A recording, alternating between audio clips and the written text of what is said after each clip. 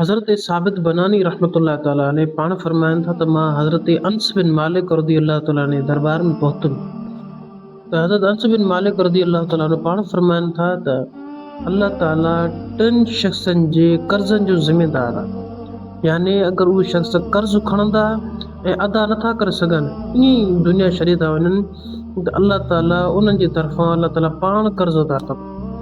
अल्लाहु अकबर। टे कहिड़ा ख़ुशि नसीब आहिनि। पाण फरमाए पहिरियों शख़्स उहो जेके ख़ौफ़ आहे त मां तबाह ऐं बर्बाद न थी वञा, इन नियत सां उहो निकाह करे थो, निकाह जे लाइ कर्ज़ खणे थो ऐं कर्ज़ अदा नथो करे सघे ईअं ई दुनिया छॾे थो वञे। पाण फरमाइनि था त उन शख़्स जो कर्ज़ अल्लाह ताला पाण क़यामत वारे ॾींहुं अदा कंदो। अल्लाहु अकबर, सुभान अल्लाह। ऐं पाण फरमायूं ॿियो शख़्स उहो जेको मुस्लमान जी मदद जे लाइ कर्ज़ खणी जिहाद जे लाइ ॾे ऐं उहो शख़्स मरी थो वञे, दुनिया छॾे थो वञे, कर्ज़ अदा नथो करे सघे त अल्लाह ताला उनजे कर्ज़ जो ज़िमेदार। टियों शख़्स उहो जेको कंहिंजे तदफ़ीन जे लाइ कर्ज़ खणे, उन जे लाइ कफ़न वठे, कफ़न पाराए ऐं उहो शख़्स कर्ज़ अदा नथो करे सघे त उनजे कर्ज़ जो ज़िमेदार बि अल्लाह ताला पाण ख़ुदि आहे।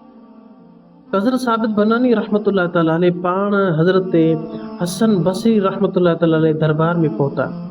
पाण हज़रत अंस बिन मालिक रज़ियल्लाहु ताला अन्हु जेको बि कुझु फरमायो पाण हसन बसरी रहमतुल्लाह ताला अलैह खे ॿुधायो त पाण फरमायूं लॻे थो त हज़रत अंस बिन मालिक रज़ियल्लाहु ताला अन्हु पाण ज़ईफ़ुल उमिरि थी विया आहिनि।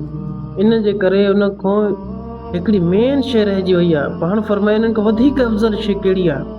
हज़रत हसन बसरी रहमतुल्लाह ताला अलैह पाण फरमायूं त जेको शख़्स पंहिंजे ॿारनि जे तालीम जे लाइ, तरबियत जे लाइ, उनजी ज़रूरियात पूरी करण जे लाइ अगरि कोई शख़्स कर्ज़ खणे थो, पाण फरमायूं था त उन शख़्स जे कर्ज़ जो ज़िमेदार अल्लाह ताला पाण ख़ुदि आहे। ऐं पाण फरमायूं त क़यामत वारे ॾिहाड़े उन शख़्स जे बदिरां अल्लाह ताला पाण कर्ज़ अदा कंदो। सुभान अल्लाह, सुभान अल्लाह।